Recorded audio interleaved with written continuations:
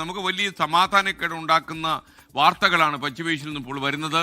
പശ്ചിമേഷ്യയിലെ സമാധാന നീക്കങ്ങൾ പാളുന്നു എന്ന വാർത്തയാണ്. വ്യോമാതിർത്തി പ്രവേശിച്ച അമേരിക്കൻ ഡ്രോൺ ഇറാൻ വെടിവെച്ചിട്ടു എന്ന വാർത്തയാണ് ഏറ്റവും അവസാനം വന്നത്. പശ്ചിമേഷ്യയിൽ അമേരിക്കയ്ക്ക് ഇനി സുരക്ഷിതമായ ഒരു താവളം ഉണ്ടാകില്ല എന്ന് ഇറാന്റെ പരമോന്നത നേതാവ് ആയത്തുള്ള മുജ്തബ ഖമനയി മുന്നറിയിപ്പ് നൽകി കഴിഞ്ഞു.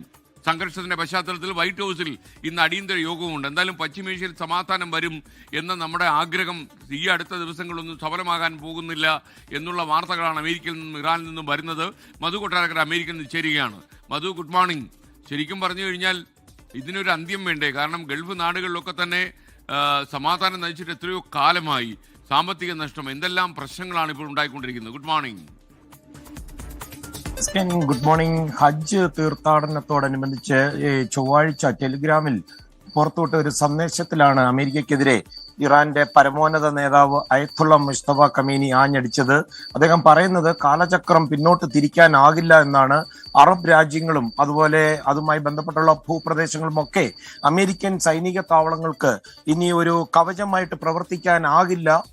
അതുമാത്രമല്ല, ഒരു അമേരിക്കൻ F-35 യുദ്ധവിമാനത്തിന് നേരെയും വെടിയുതിർത്തതായി IRGC പറയുന്നു. അതേസമയം SKN ഇന്നലെ പുലർച്ചെ ഹോർമോസ്ഗാൻ പ്രവിശ്യയിൽ വലിയ സ്ഫോടന ശബ്ദങ്ങൾ കേട്ടതായി ഇറാനിയൻ മാധ്യമങ്ങളുടെ റിപ്പോർട്ടുകൾ വരുന്നുണ്ട്. വെടിനിർത്തൽ കരാറിന്റെ കടുത്ത ലംഘനമാണ് അമേരിക്ക നടത്തിയിരിക്കുന്നതെന്ന് ഇറാൻ കുറ്റപ്പെടുത്തുകയും ചെയ്തിട്ടുണ്ട്. എന്നാൽ ഈ ആരോപണമൊക്കെ അമേരിക്ക തള്ളിക്കളഞ്ഞിരിക്കുകയാണ്. മിസൈൽ വിക്ഷേപണ കേന്ദ്രങ്ങളെയും അതുപോലെ കടലിൽ സ്ഫോടന വസ്തുക്കൾ നിക്ഷേപിക്കാൻ പോയ ബോട്ടുകളെയുമാണ് തങ്ങൾ തകർത്തത് എന്നാണ് അമേരിക്കൻ സൈന്യം പറയുന്നത്. ഇത് US സൈനികരെയും രക്ഷിക്കാനും അതുപോലെ ഒരു പ്രതിരോധത്തിന്റെ ഭാഗമായിട്ടുമാണ് ചെയ്തതെന്നാണ് പറയുന്നത്. അതേസമയം സമാധാന കരാറിലെത്താൻ ഇനിയും ദിവസങ്ങൾ എടുത്തേക്കാമെന്നാണ് American state secretary Marco Rubio പറയുന്നത്. ഇതിനിടയിൽ മാർക്കോ റൂബിയോയുടെ താജ്മഹൽ സന്ദർശനത്തെ പരിഹസിച്ച് ഹൈദരാബാദിലെ ഇറാൻ കോൺസുലേറ്റ് ജനറലും മുന്നോട്ട് വന്നിരിക്കുകയാണ്.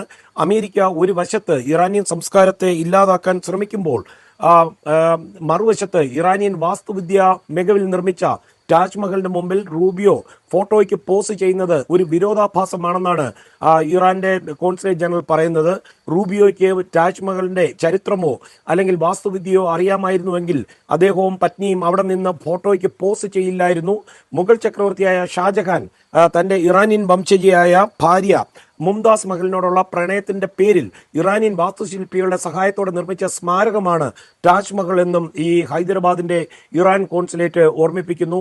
SKN ഏതാണ്ട് നൂറ്റാണ്ടുകൾക്ക് മുമ്പ് ടെഹ്റാനിൽ നിന്ന് ഇന്ത്യയിലേക്ക് കുടിയേറിയ കുടുംബമാണ് മുംതാസിന്റെ കുടുംബം. SKN.